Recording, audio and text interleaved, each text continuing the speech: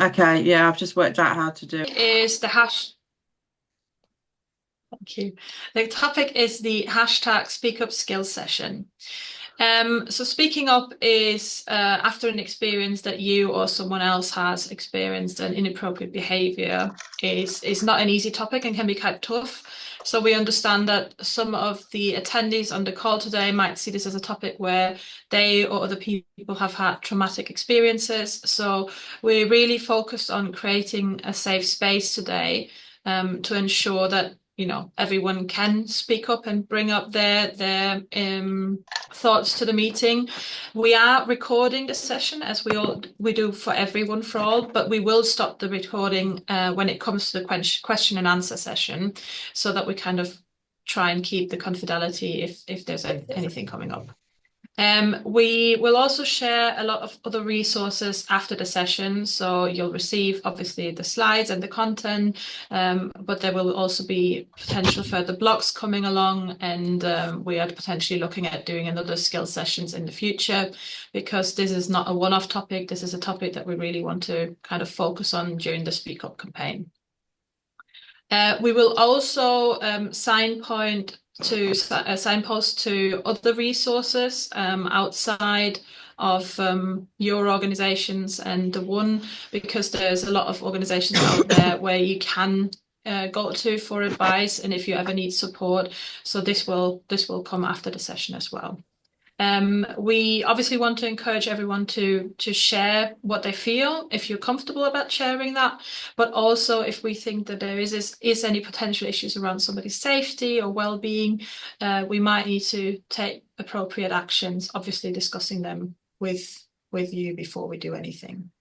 Before we dive right into the topic session, I would like to thank Rebecca Percy, Kieran Kelsey, Jessica Rain, and Diane Spooner from Eon for helping us to create the content and make this session happen. And also Colin Jellicoe from M Group Services for delivering the practical input that we will hear later on, and also for hosting yesterday's session, obviously, with the partners. Good. Just a quick overview on the Women's Utility Network, for those of you who don't know much about it yet. The WUN was founded in 2018 when 5 women met at an event and basically decided that there was a lack in diversity, with not enough women being in the utility industry, especially in senior roles. The founders were really passionate about the industry and also passionate about bringing more women in, making the women stay. So until now, we have grown to over 7,600 members. We have regular events, both in person and online, like the WUN For All series. We provide lots of content through blogs and podcasts. We have a mentoring program, and thankfully, we have over 60 partners that help support the cause of what WUN do throughout the year. On the next slide, you can see a very quick overview on all these partners that we are very, very thankful for, because without these partners, we wouldn't be able to do all the work that we do for the utility industry. A couple of dates for your diary. Obviously, today we're having the Speak Up session. We have a couple of I Am Remarkable sessions booked in for November, and then December, Jan, Feb, March, and May. These are really, really booked out all the time, so make sure to sign on and get your space secured. We also have another in-person event on the 26th of November, which is about 2050 net zero and how we get there in the energy sector. And then we have the last WUN For All event for this year on the 12th of December, which is a festive networking event. This will hopefully be a really fun one to come along, so make sure this is in your diaries. A big one for next year that we are already advertising is on the 27th of June, which is the second Women in Utilities Awards. After a very first successful award, we have decided to host this again, and we're very much looking forward to hosting another awards night. Well, not daytime event, sorry. To give you a couple of insights on the latest podcasts, one of the WUN Advocates, Cara Sadler, she recently spoke to Charlie Page from WaterAid about her I'm Remarkable experience. And I recently spoke to Andy Lax from OCU Group about male allyship and how, as a male advocate, you can empower women in the industry. So you'll find those podcasts on any standard podcast platforms like Apple Podcasts, Spotify, Amazon Music, and you will find all the podcasts that we have recorded. Also, we have a free mentoring program that I would really encourage you all to sign up to. This is for women in any position in their career, whether it's early careers or more senior. We are very privileged to have fantastic members, over 100 now, that give up their time as mentors throughout the WUN mentoring program. So there's something for everyone across the whole utility sector, and it's free of charge. So please feel free to sign up and look for a mentor that's outside of your organization and that can help you develop in the different categories or areas that you want to kind of further your career and your self-development. Last but not least, we have launched something very exciting, the Women's Utilities Network Development Framework, which is a very bespoke and targeted development journey for women in the utility industry, created by women in the utility industry. So it's a very safe space where, you know, topics can be discussed openly. We want to create a very big group that kind of has a space where they can discuss it, and it's a supportive network. The first cohort of the program Drive is starting on the 4th of December. This is for women in their initial management roles or just starting to become managers. You can obviously sign up on the website and look for more details there. And then the Thrive program will launch throughout November, the registration for it. This is for women already in more senior leadership positions. And over the course of the next couple of months, there will be more areas coming of the development framework as well. I've just had a note from Karen there that the registration for Thrive has already launched. So if you're interested, have a look on the website. In general, yeah, sorry, that slide, exactly. In general, I would welcome you all to sign up. It's absolutely for free. If you sign up, you get the newsletter with all the different events coming up, with all the different news on the development framework, on podcasts. So it always pays off. We are directly limiting it to 4 newsletters at the moment per year because we don't want to kind of overflow your inbox. So we're trying to make sure that when you get news, it's important and it's very targeted.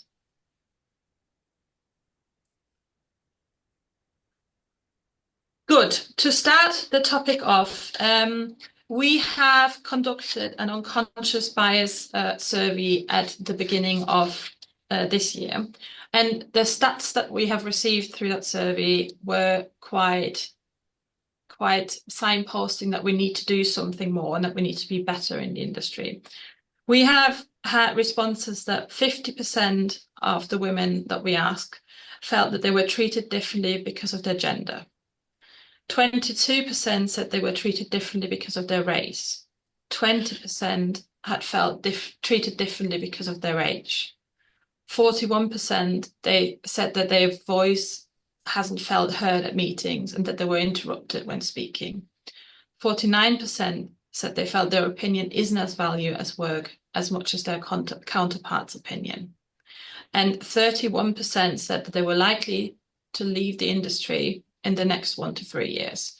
Now, while we know that around 30% in the industry are women, if we can see that 30% are thinking of leaving, we are doing something wrong. And that's why the WUN is so important and the work that we do, because we are trying to make women stay in the industry.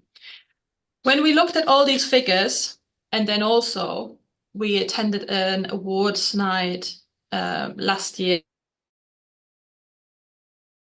towards the end of the year, and we experienced people having experience with inappropriate behaviour and being subject to certain incidents during that night. We decided that it was time to change something, and this is how the Speak Up campaign kind of came to life and was born. If you can maybe go to the next slide, please. Thank you. Today's session is thankfully hosted in partnership with WUN and supported also by M Group Services. And we really want to aim at giving all the attendees the skills and confidence to speak up when you experience situations yourself or when you witness inappropriate behaviour. Karen mentioned it at the beginning, we will be working with Slido throughout the session. Fingers crossed that it will all work out as we expect it to. If not, then obviously we can skip through the Slido questions. What are we discussing today? So we are talking about the context and examples of harassment. We want to make very clear what is harassment. And then we also want to discuss the different techniques that can be used to speak up. And we also want to foster your confidence as to why, when, and how you can speak up. It is sometimes very important when you want to voice your opinion. But if you do voice your opinion, it can also help other people to challenge their own beliefs around assumptions or biases about sex and gender. And your actions can also help other people to feel more confident in speaking up for themselves. So standing up against any act of inappropriate behaviour or sexism really shows other victims as well that you will support them. And that's why we think it's so important to find the courage, if you have it, to speak up. And if you don't, then there is systems in place as well, how you can speak up in a more discreet way, basically. When we go to the next slide, this is something that many of you will probably have seen all over the news. There is incidents happening all across the world, whether it's Strictly Come Dancing, whether it's Harrods, the Sean Diddy incident. We know that these incidents are happening all over the world, and there has been a very, very strong focus in the media around sexual harassment cases on a global basis. And while we understand that for some of you who might have experienced this, it could be a bit traumatic and upsetting, we think it's really, really important to discuss where you can go and what you can do.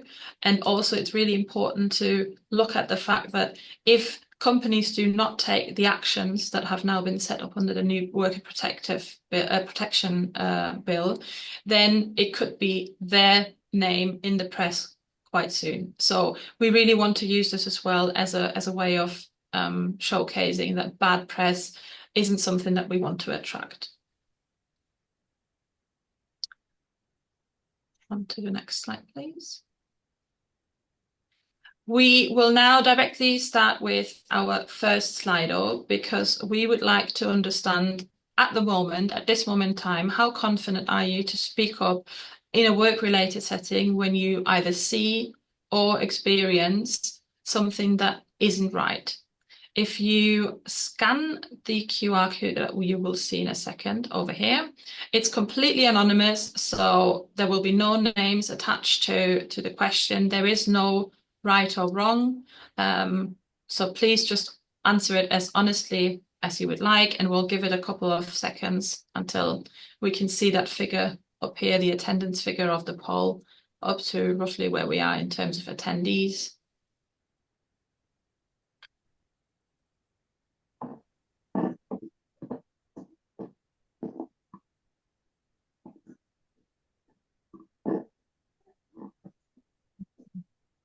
This already starts to show a very interesting picture.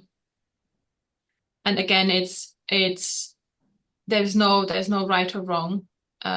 We just want to get a feeling, because we think understanding the skills and understanding techniques on how to speak up is something that needs a lot of practice. It needs the confidence that you're in an environment to be safe to speak up as well. Okay, I think we've got 45 answers now. Good. Thank you very much. We could reshare the presentation. Amazing. Good. Before we continue with the presentation, I am very thankful to hand over to Colin Jellicoe from M Group Services to give us an insight on the legal implications. I mentioned the new Worker Protection Bill before and how companies can put them into practice. Good afternoon. Hopefully you can hear me. Nod, Julia. Excellent. Good. Thank you very much for inviting me. An absolute pleasure to support Speak Up campaign and the work with WUN. I've only got a very short period of time, and I guess I've been invited because I've got a few grey hairs from being in HR for many years, and I've seen, I guess, the progression of both legislation and the types of cases and incidents and events that drive employment tribunals and I guess issues in general within business around harassment and discrimination. And I guess what I would share with you from a very a lot of cases over the years really is don't suffer in silence. I think it's a great campaign, Speak Up, and it's great that the encouragement is there. But I can tell you both as an HR professional that's dealt with cases both in the workplace and all the way through to employment tribunals, but also as a leader in my own business, is we don't want you to suffer in silence. The chances are that if there's a perpetrator, it is that you are probably not the first if it's happening to you, and I guarantee you probably won't be the last. And so as a leader, we don't want this to happen in our business. We don't want it to happen in our sector. It's often there's a bit of a misunderstanding as to what harassment might be, and I think that the new legislation goes even further to make it clearer. But my non-textbook view of this is it's something that makes you feel uncomfortable, and it doesn't have to be a repeated event. It can be a single event. It's not about what the individual means, that's the perpetrator means, or what they intended. It's how it's very much received by the person on the other end of the action or words. And I guess my encouragement to you is speak up, challenge those behaviours. And this really is about behaviours and values in the workplace, and how we can encourage inclusive workplaces that people feel safe and encouraged to speak up when they need to. Within my own business and I guess the businesses that I've been part of over the years, there's always been, or we've tried to encourage a number of routes, because it's never easy to speak up when that moment comes. Within our business currently, and I guess in many of yours, you'll have access to employee resource networks, whether it's all encompassing across all of the protected characteristics, or whether you've got individual networks for perhaps women in water or other protected characteristics. Use them. The people within there are there for you to call on. Line management often is advertised as your first place to go if you've got an issue. It could be, and it might be the most appropriate, but don't be afraid to go above the chain of command and go to people that you feel comfortable in the organisation to be able to talk to. Whistleblowing lines, mental health first aiders, EAPs, HR, just people who are around and about the water cooler often. There's lots of opportunities, and I know you'll hear more from Julia a little bit later about the options available to you, but there'll always be a route for you to make your feelings known in the business, and I would say seek them out if you're in a difficult situation. If you're in a position of influence, then what I'd say to you is try to create as many opportunities as possible for people to be able to reach out. And for those people within resource networks and mental first aiders, etc., make sure that they are aware of what to do when somebody raises a concern with them. Give them the skills and the help that they need to be able to respond positively and in the right way. Each of us, though, can help. We all see things in work and we all experience things. Use your opinion surveys, use your feedback opportunities, use your one-to-ones to to tell your business what the culture is and what the behaviours are that are seen, I guarantee that people like me are listening to those that feedback, and it's very valuable. Last night, WUN, Pinsent Mason Solicitors and M Group Services hosted an event which you heard about from Julia a little earlier. It was great, and thank you to everybody that attended and shared their experiences. And that picked up on the changes in the legislation around sexual harassment. I guess my overarching themes that came away from those discussions were challenge the behaviours. I guarantee that if there's an event, it will happen again. Regrettably, I have to say, but challenging behaviours often and addressing things which are no more than ignorance of people in some cases will almost certainly be met with a positivity. It might be a difficult conversation to start, but more often than not, it is ignorance, and people will understand that if they've said something which has upset you, that it's probably the thing furthest from their intentions. But take that opportunity to challenge. It also feels as though from the experiences we shared last night that quite a lot of things, experiences that people shared are not happening in the workplace, they're happening beyond the workplace, awards evenings, celebrations. And I couldn't help but notice really that one of the factors there which is present is the use of alcohol, I guess, at those events.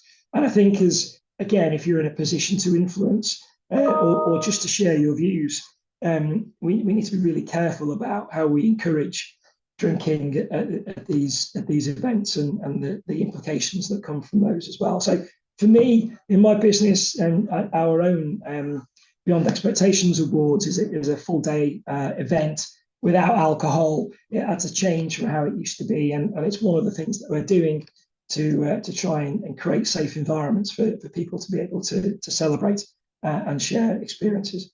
And I guess finally, this is new legislation. Lots of people will respond to new legislation that is there, and a lot of it will be training. It'll be sharing experiences. It'll be giving people the skills.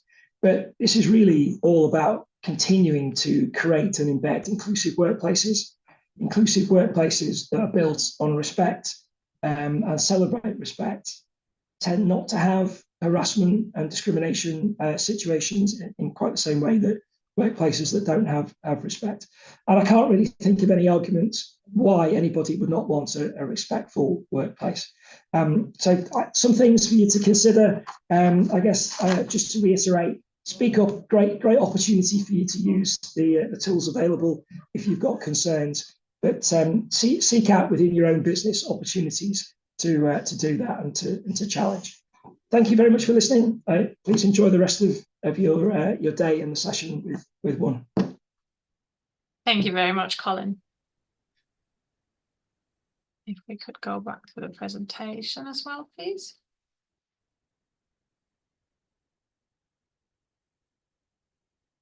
I think it's very important, the fact here that Colin highlighted, because if we want to create inclusive workplaces, then respect and understanding that people come from different perspectives, from different backgrounds, this is really the key to making it work. And if we try and understand other people's experience, only then we can make sure that, you know, comments are thought through and it's not something that could potentially offend someone.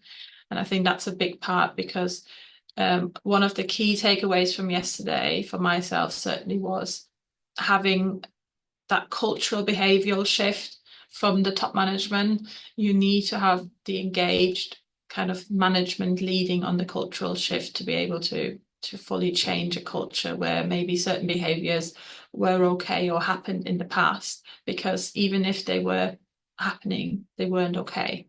They're still inappropriate. Could we get the slides back up, please?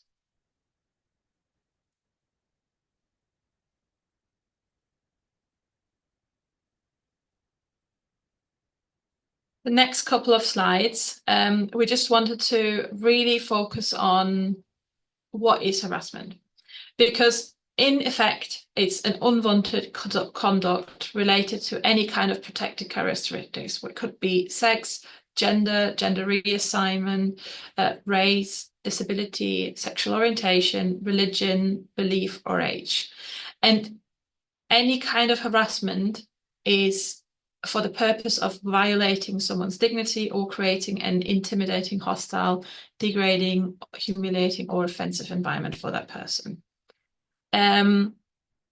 It's very, very important that under this legislation, an employer doesn't just have the duty to follow up after an incident happened, but this legislation really has changed it. And yesterday it was said it's as important as when GDPR came into effect, because now employers have the duty to take preventative action to ensure that sexual harassment cannot happen in the workplace.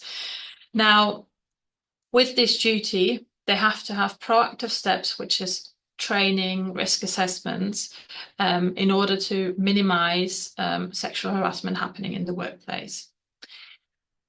It's very important as well, what I said before, if things have happened in the past, the culture now is, of course, we can't just say, well, this has happened in the past, we now condemn someone for something happening in the past, but we need to work on the understanding that, yes, that was still not okay.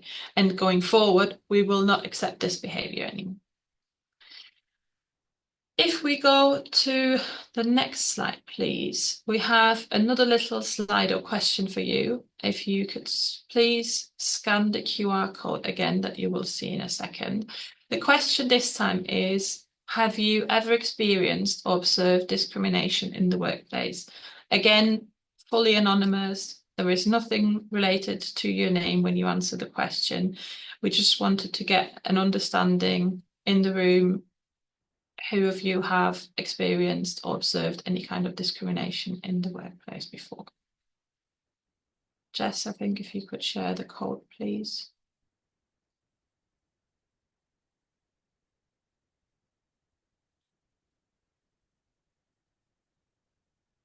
Okay, well, I think there might be something going on in the background with Slido. Sorry, I should be sharing. 1 second.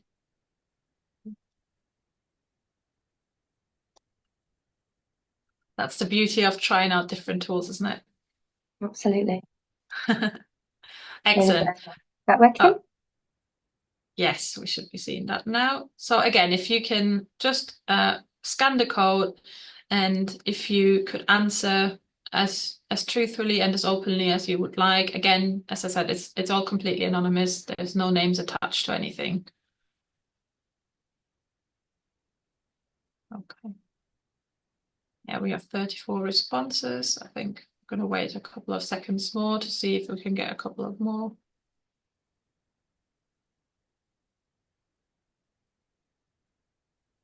Okay.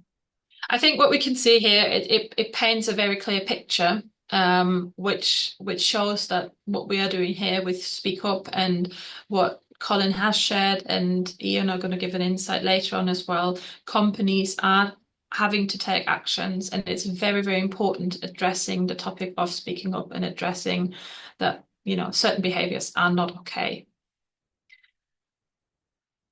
Now, obviously, first of all, thank you very much for sharing your experiences. The reason why we have asked for these is because you are not alone.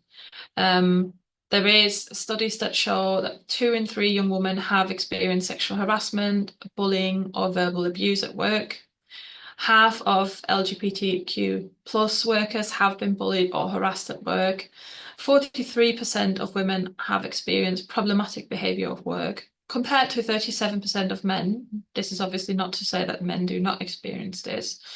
And women are 3 times more likely to be the target of sexist jokes. Now, if you remember from before, I mentioned 30% of the women in the utility industry, 30% of employees in the utility industry are women.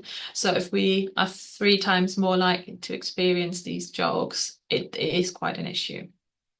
There is also research from the Fawcett Society that found in 2020 that at least 40% of women experience workplace harassment, and nearly half of them had also experienced online harassment.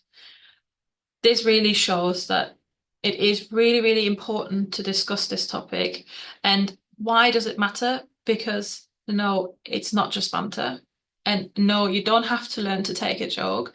And it is okay to be sensitive, because if you're hurt by something, then it is okay to raise the issue.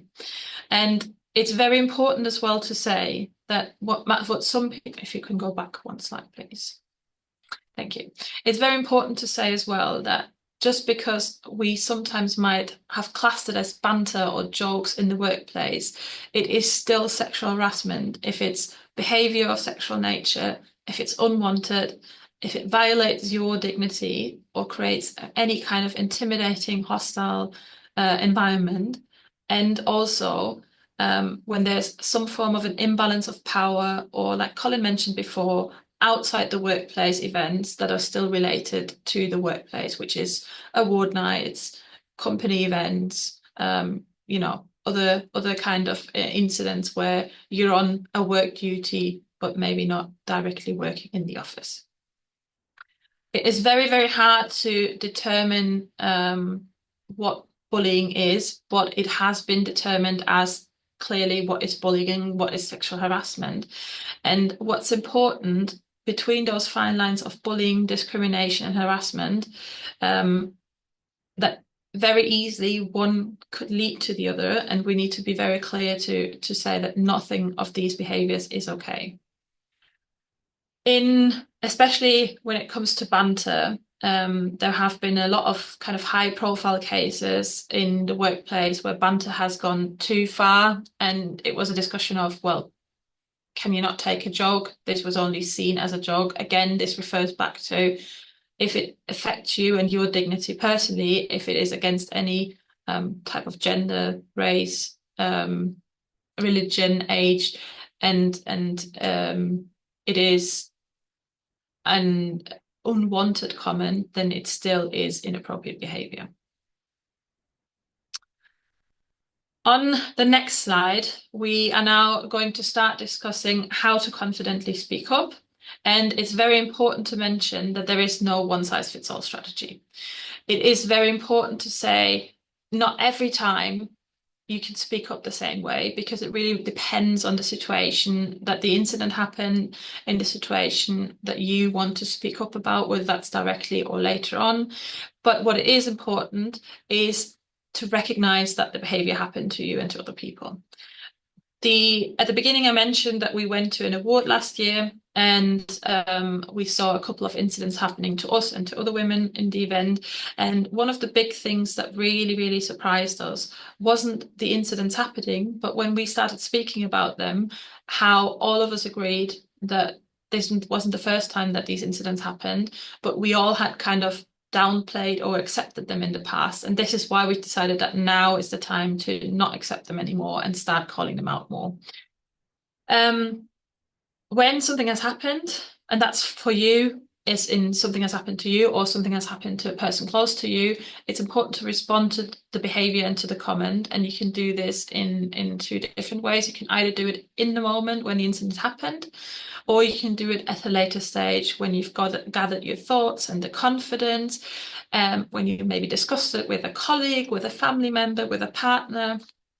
Because especially in your early stages of your career, you might feel you're not in a position to speak up, but there are certain ways for anyone to speak up. And it's very important that every single one can raise when there has been inappropriate behaviour or sexual harassment. It also depends very much on the audience and the situation. Are you in a big conference? Are you in a meeting? Are you in an awards events night setting, which will lead to you deciding whether you speak up in that moment or whether you might need to speak up in a separate occasion. Very important to mention as well is the historical incident reporting has been extended to 6 months, which means that if today, for example, raises something that happened 3 months ago, you can still speak up about it. You can still raise it. It's not too late, because it took you a week to consider, was it really inappropriate? or have I just overreacted? You can still speak up. It's never too late. You don't have to react in the exact instant. One of the things that I think is very powerful as well is you don't only have to speak up for yourself, but also you can help others to speak up, especially if, for example, someone that doesn't feel as comfortable, or someone that is in their early career stage, they might not feel they have the confidence, the power to speak up. You can help them. You can either help them raise it on their behalf. You can help them find the right channels to raise it. So it's always worth offering that support to other people, as well as obviously speaking up for yourself. And the last part, the first time, and I can assure you this because it felt very uncomfortable for me at first, but the more you do it, it's like brushing your teeth. You get used to it, and the more you do it, it will get easier.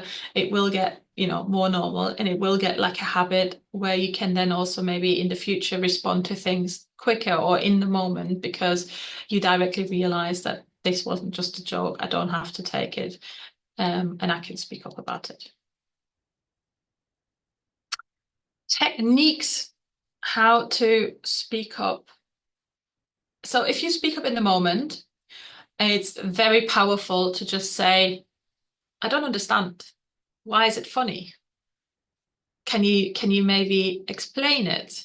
Could you say a bit more about what you meant there? Because what you're doing there is you're asking people to reflect. You're asking people to repeat something. And this is a very, very powerful technique, because people then have to reflect on, oh, did I really just say this?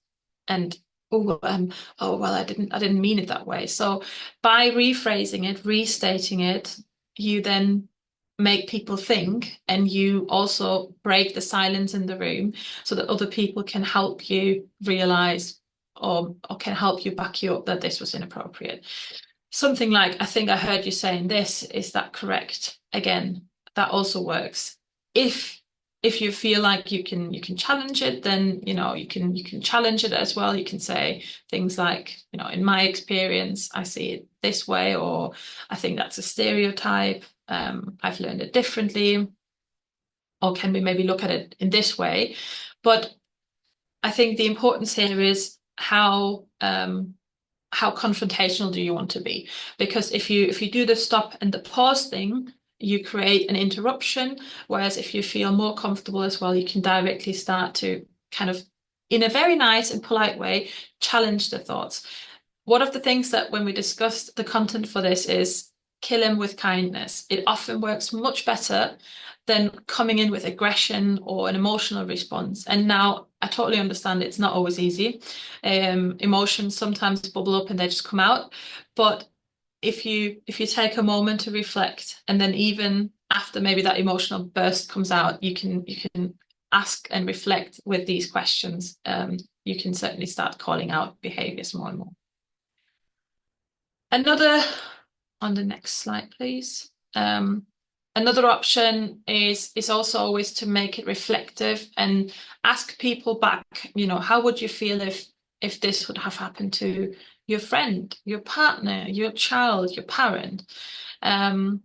Because very often when I have had experience along this, I can guarantee you that people wouldn't have said this to their mums, to their partners, to their daughters.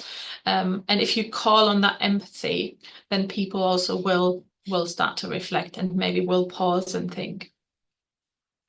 Another option obviously is to remind them of any rules and policies. Every company should have code of conduct. You should have other policies in terms of HR, how you can raise certain incidents. So you can always remind them of these policies. And if you're not 100% sure, you can always contact HR and look at the policies before you maybe bring something up about an incident that has happened to you or someone else. And one thing that I quite like as well, you can try and outsmart them with, come on, you're way too smart to say something like this. That's quite ignorant, offensive. So try and play it on the humorous side to kind of make them think and reflect in terms of, did you really just mean what you just said? Come on, you're way too smart for this. If you feel that you absolutely can't speak up in person, or you can't speak up when the incident happened. As I said before, there are still ways to speak up. I mentioned before, every company should have certain HR procedures. As a worst case, you always can resort to your whistleblowing policy. We just heard a bit of input before from Colin on the new Worker Protection Act. There is a risk assessment for any potential harassment, sexual harassment situations in the company. So every business in the UK is required to have these risk assessments. Obviously, we mentioned the historical incident reporting. So the time that you can report an incident has been prolonged, and it's never too late to speak up. Many companies have EAPs, employee assistance programs. So this is an external support where you can speak to someone to guide you through it and to gather the confidence maybe and get the support when an incident has happened. Many companies nowadays have mental health first aiders as well. These people within the organization are normally bound to a certain confidentiality as well, and you can bring up certain topics with them because they might not be your direct line manager, they might not be your direct colleague, so it might feel a bit safer to reach out to them. And then obviously there's external support. You can always contact organizations such as Citizens Advice, ACAS, Mind, the Susie Lamplugh Trust as well. There is other resources out there, which I said before, we will be sharing more of these afterwards as well. In the next step, I am very happy to hand over to Kieran Callissy from E.ON, and she will share a bit about E.ON's best practice and what E.ON have done so far on this topic. Thank you very much, Julia. And this will be a bit of a team effort, so I'll kick us off.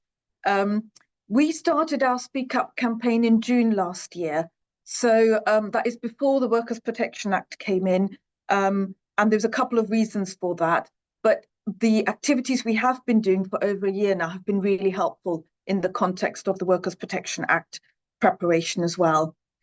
So coming to some of the reasons we looked at, Colin mentioned earlier whistleblower hotline, and you've mentioned that as well in your piece about how to speak up. So like most organizations, we've got one that allows people to raise concerns on an anonymous basis. And that is really helpful, especially when it's a topic that's really difficult to talk about. But what we found quite difficult was to actually investigate matters if people remain anonymous, because it's quite difficult to get enough information and enough detail in order to be able to investigate the full background and be able to satisfy ourselves that there is something untoward going on. And our numbers have really improved in that space, and I'll come to that in a minute. For an organisation of our size with over 9,000 employees, we felt this having a speak up culture is a really important part of our organisation. This is all about respecting our colleagues and having a healthy working environment. And Colin referred to that as well in his approach. And so we really started this with the aim of creating an environment of psychological safety, where everyone should be comfortable and feel comfortable speaking up if something isn't quite right. And the something isn't quite right straddles both across the compliance space. So this can be code of conduct related, it can be compliance or something untoward going on related, but it can also be HR related. So linking to the topic we've been talking about today, mainly about harassment or disrespectful behaviour by colleagues. And what was really important to us around our Speak Up campaign was it wasn't just about speaking up. The most important element is around people being listened to and our leaders understanding, well, what do I do with this information? Because that sometimes can be a bit of a stumbling block, especially if it's been a difficult topic and the person who raises it says, oh, I don't want you to discuss this any further, or I don't want this to go any further, or please could you keep it to yourself? And we have had some instances where we've looked at scenarios and there had been instances of speaking up, but because the individual had said, no, I don't want you to raise this any further, colleagues thought, well, actually, I want to respect what they've asked me. But in some cases, you need to override that. And that is a really important part to teach our leaders around, well, at what point does the importance of what's been discussed with them override the request for them to keep it to themselves and not discuss it any further. So we've been working hand in hand. So my compliance team, and Jess will talk a little bit more in a bit more detail, together with our HR colleagues, and we've got a couple of them on the call as well. And as a result, we're seeing a steady increase in our whistleblower notifications. They've gone up by over 50% compared to the same period last year, when we only just kicked off the campaign. The HR-related cases that are being raised on our hotline have increased from 28% to now 64%. So we're seeing a much larger proportion of what we call HR-related cases, which are relevant to what we're talking about today. And the most important stat is that we've seen the confirmed rate, as in the rate where we could confirm that there was an issue, has gone up from 7% to 24%. So that means, it doesn't mean we've got more instances, it just means we're able to investigate much better and much more thoroughly, because we're able to liaise and get more background from colleagues when they raise an issue. And in a minute, I'll hand over to Jess to talk you through the details of what we've done. But I wanted to just give my two personal highlights of what we've been doing since last June. Is we've had a real board support and tone from the top. We've had both our CEO and our Chief People Officer do short videos with their thoughts around what Speak Up culture means to them. And we've had those available to all of our colleagues on our intranet. And for me, a personal highlight is that we got an external speaker in, a lady called Margaret Heffernan, who is an author, and she has written a book on willful blindness, which is all around how do situations still happen in organizations when everybody should have really been able to see what was going on. And she puts this down to willful blindness. So she gave us a really helpful talk and a webinar on her thoughts around how you can avoid an organization being blind to what is going on within its with its colleagues. She also does a number of TED Talks. So if people don't want to read a whole book, if you just look her up on YouTube, you'll find some of her TED Talks as well. And I'd really recommend those. And at that point, I'm handing over to Jess to talk you through a bit more details. Thanks, Kieran. So yeah, I'd absolutely agree. I think some of the best practice that we can share is having that tone from the top, an advocate that's, high level within the business that really champions the work that we do in Speak Up. Our CEO and our People Officer as well for the UK are really behind our Speak Up campaign. And in terms of the Workers' Protection Act, our CPO, Helen, she's our champion, if you like, for Workers' Protection Act. So having someone, at a board level really embedding these messages from the top down, it does really help to support the campaign and the work that we've been doing. We also, as a team, go out to offices within our UK. So having the interaction with colleagues really does help to kind of bring a little bit more familiarity to, a lot of the cases that we look at are, rightly or wrongly, human nature, and it's not just one person in the business that might be impacted. We try to really give a welcoming, friendly approach to colleagues coming to speak to us about any issues, or just knowing where to go for, policy updates or where they can find extra support. Something that we're starting to do even more now is bring out some merchandise for our colleagues. So we have a conference coming up where we're going to have some Speak Up merchandise, which will basically promote the campaign, give people pin badges for their lanyards, stickers for laptops, that kind of thing, that can have our QR code where people can just reach the information really, really easily. And that's either to go through a whistleblower process or just to find out a bit more about the certain routes that are available. Because I think, like Colin said, it's really important for us to have multiple routes to contact for this kind of thing. It could be a trusted colleague, it could be, you know, a line manager, or actually a formal route if people wanted to, you know, for that to be confidential or even anonymous. But I think, yeah, out of all of these things, it's definitely not a one size fits all. I think all of this approach has led to us having a really strong speak up culture. And yeah, it will only kind of continue into 25, 26, especially with the Workers' Protection Act and the duty to prevent. So yeah, we're always kind of out there getting into different team meetings. It can go from board level down to, you know, a small local team. Everyone's interested in hearing more about some of the stories that we can share. And it just really bringing the campaign to life with people in their day-to-day roles. Thank you.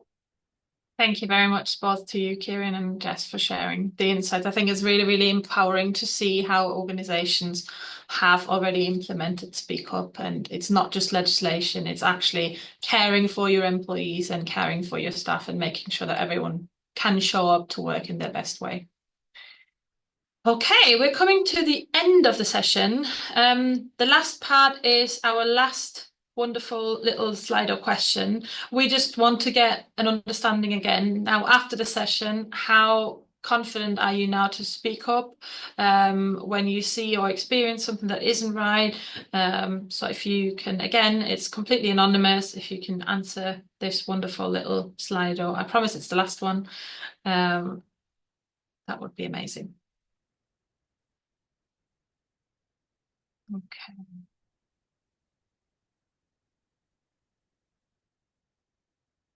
We have, I think, 23, 24 participants already answered. Good. Well, that's painting a very, very good picture and shows that sessions like today are really, really important. And I think, Karen, we already have a reason to maybe do another session in a couple of months. So yeah, thank you everyone definitely for sharing your experiences here as well, because those Slidos really help us to gauge the room and to see where we're at. If we go to the next slide, please. Just a quick overview what else there is to expect from the WUN Speak Up campaign. We are looking at an event policy, we are looking at behaviours and pledges together with partner companies as well. As I mentioned before, potential further skills sessions, blogs around the topic of speaking up and the resources, like we mentioned before. And another thing as well is we're trying to do a series with different senior leaders discussing best practices, because these new legislation that has come into effect 2 weeks ago is something that every company has to implement. So it will be really, really interesting to get experience of how people have implemented it.